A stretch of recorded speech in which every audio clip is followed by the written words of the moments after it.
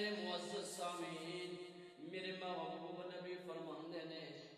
حضرت سبحان رضی اللہ تعالیٰ عنہ اس حدیث نو لے کے آئے نے۔ حضرت سبحان خود فرماندے نے کہ میرے محبوب ایک دن آپ نے فرمایا ہے اور سبحان گل یاد رکھ لے، ایک انجدہ وقت بھی آ جائے گا، انجدہ لمحہ بھی آ جائے گا کہ تھوڑا جڑا روب ہے، تھوڑا ڈر، تھوڑا دبدبا دشمناں دے دلاں وچوں ختم ہو جائے گا، انہاں دے دلاں وچوں تھوڑا ڈر ختم ہو جائے گا۔ حضرت سبحان فرماندے نے کہ بندہ کول کھڑا ہے تے فوراً بول کے کہندا ہے یا رسول اللہ وجہ کی ہے، ساڈی تعداد زیادہ نہیں ہوئے گی، کیا ساڈی تعداد کے اندر قلت پیدا ہو جائے گی؟ میرے آقا فرماندے نے ایک گل نہیں، تعداد بھی زیادہ ہوئے گی، تھوڑی جماعت بھی زیادہ ہوئے گی، لیکن انہاں دا ڈر،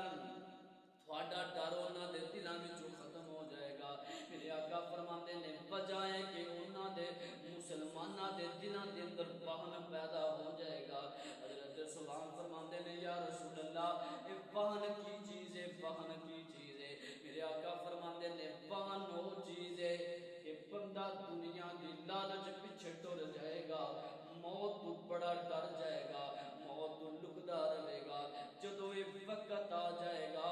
سمجھ لیا گے کہ تھوڑے تے دشمن غالب ہو گئے نے۔ آج ویکھ لو ساڈی اس روئے زمین تے کنے ایسے ممالک مسلمان نے، وہ ساڈیاں ہوندیاں غزہ دے مسلماناں تے ظلم ہو رہا ہے۔ میں تے انج کہاں گا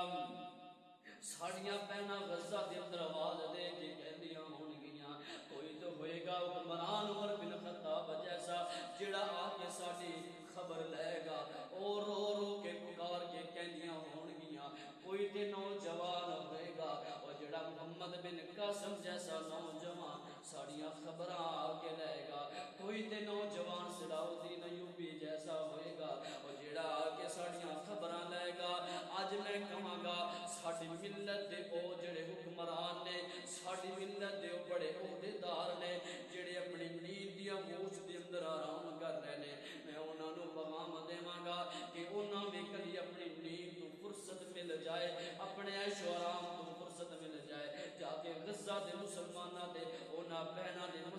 مظلوماں دے جا کے کدی انہاں دے بھی حالات ویکھیا کرو نا، اور کدی اپنی محفلاں دے اندر مجلساں دے اندر کانفرنساں دے اندر اے آیات پڑھ دے جے